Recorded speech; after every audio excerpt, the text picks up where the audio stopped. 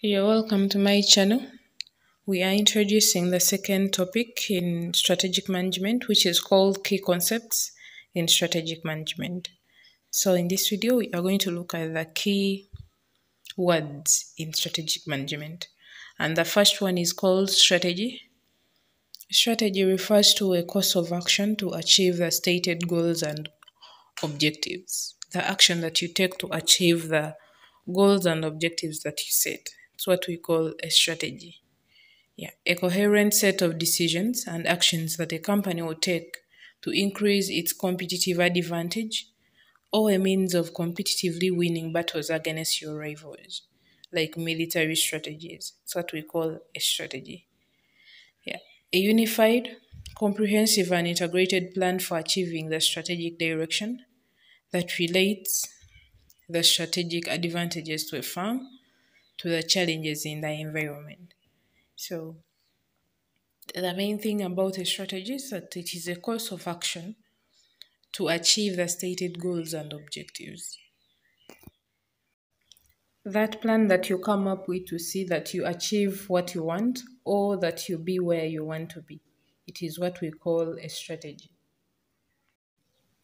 The second key concept is called strategic intent, and this refers to a statement of the desired leadership position that an organization wishes to achieve or a goal that employees perceive as inherently worthwhile. It exceeds your current strategic focus and existing resources.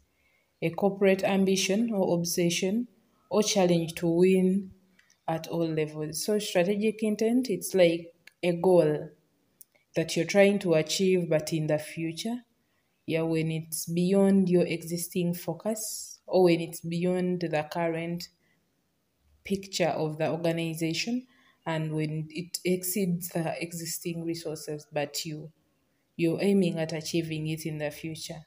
That is strategic intent, a statement of the desired leadership position where you want to be, where you desire to be in the future.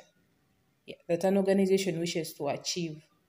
Yeah, or a goal that employees perceive as inherently worthwhile.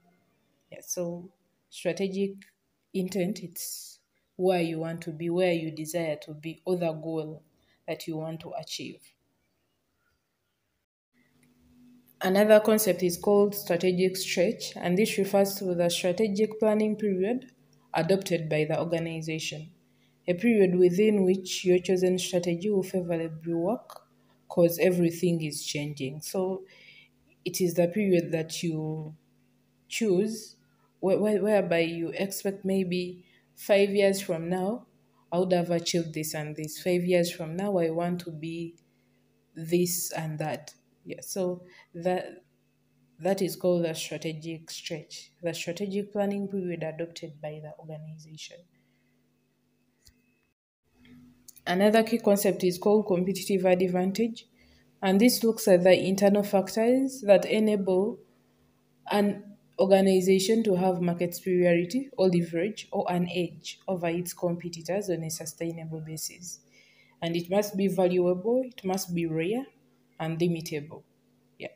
It must originate from the firm's core competencies. So competitive advantage is a thing that makes you unique from your competitors, that gives you advantage over other firms dealing in the same products and services as your organization. That is what we call competitive advantage. Let's look at the sources of competitive advantage, the things that make you unique from your competitors or from other organizations. The first one is superior skills. If your employees are more skilled compared to the employees in other organizations, you'll have an advantage over them. Then superior resources. If you have resources like machines, if your machines are superior compared to other organizations, you'll have an advantage over them. Another one is superior position. If you have a superior position in the market, we say there are very many positions. There is a market leader, a market follower, there is a market challenger, there is a niche. So if you're the market leader in the business environment, it means that you have an advantage over others. For example, the market followers. Then another source is customer service.